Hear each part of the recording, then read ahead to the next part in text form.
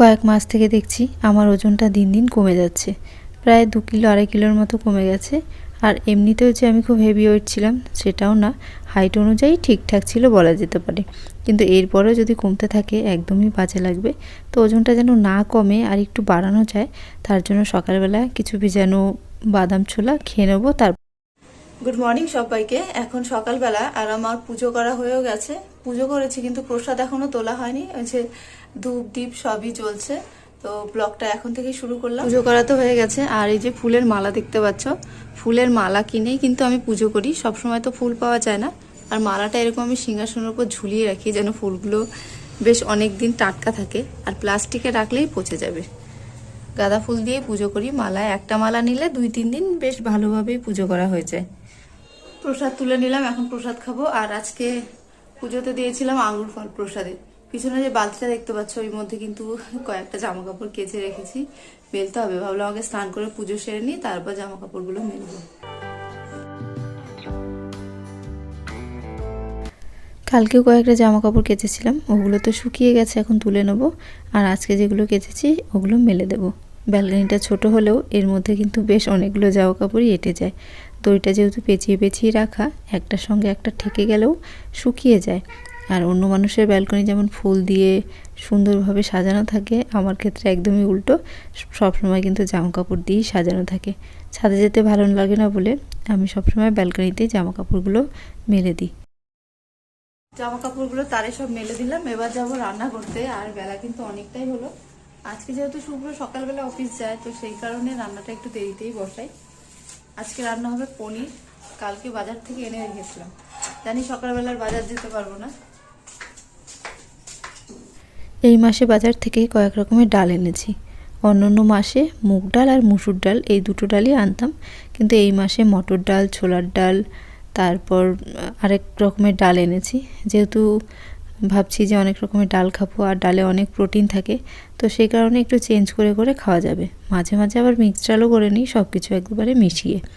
প্রেসারে ডালটা দিয়ে দিলাম, তাহলে খুব তাড়াতাড়ি সেদ্ধটা হয়ে যাবে। একটু লবণ আর হলুদ দিয়ে সেদ্ধ বসিয়েছি। আজকে ডালের সঙ্গে হবে বেগুন ভাজা, তো কালো বেগুনটাকেই গোল গোল করে কেটে নিচ্ছি। বেগুন ভাজা খেতে আমার বেশ ভালো লাগে, তার জন্য কিন্তু আমি মাঝে মাঝে বেগুনটা ভেজে থাকি। আর দেখো, এনেছিলাম একটা ছোট সাইজের ফুলকপি, খুব একটা বড় না, কিন্তু কপিটা বেশ ভালো ছিল। তো আজকে রান্না করব যেই তরকারিটা, তার মধ্যে কপি, আলু আর একটু পনির দিয়ে একটা সবজি করে নেব। তো দেখো, অল্প একটুই নিয়ে নিলাম, যেহেতু আমি বেশিরভাগ একবেলার জন্যই রান্না করি। রাত্রিবেলা অন্য কিছুও করা হয়, আবার থাকলে খাওয়াও হয়। তো সেই কারণে আমি একটু অল্প করে আলু কপি গরম জলে ভাপ দিয়ে নিলাম। আর আমার কপি কিন্তু বাঁধাকপি বলে ফুলকপি, গরম জলে ভাপ না দিলে একদম ভালো লাগে না, জানি না কেন।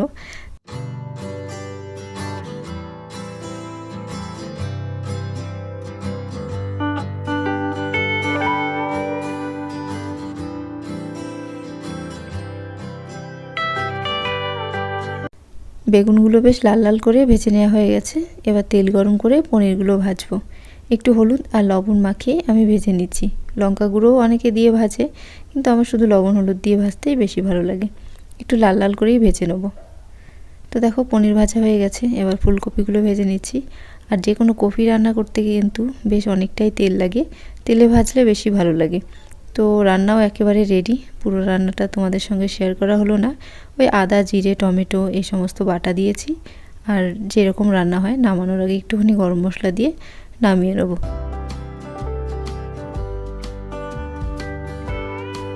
এখন তো বেশ অনেকটাই বেলা হলো। আর দেখো, খাবার সময় যেহেতু হয়ে গেছে, আমার বৌমা এসে হাজির।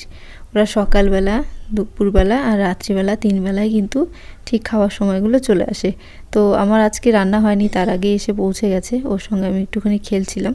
ওর গায়ে হাত দিতে আগে আমি ভীষণ ভয় পেতাম। ওর নখগুলো আসলে খুব ধার, কিন্তু আস্তে আস্তে আস্তে আস্তে ও আর এখন মানে আঁচড় দিতে আসে না, ওকে ধরলেও বিরক্ত হয় না। তো দেখো, খাবারগুলো নিয়ে চলে এসেছি।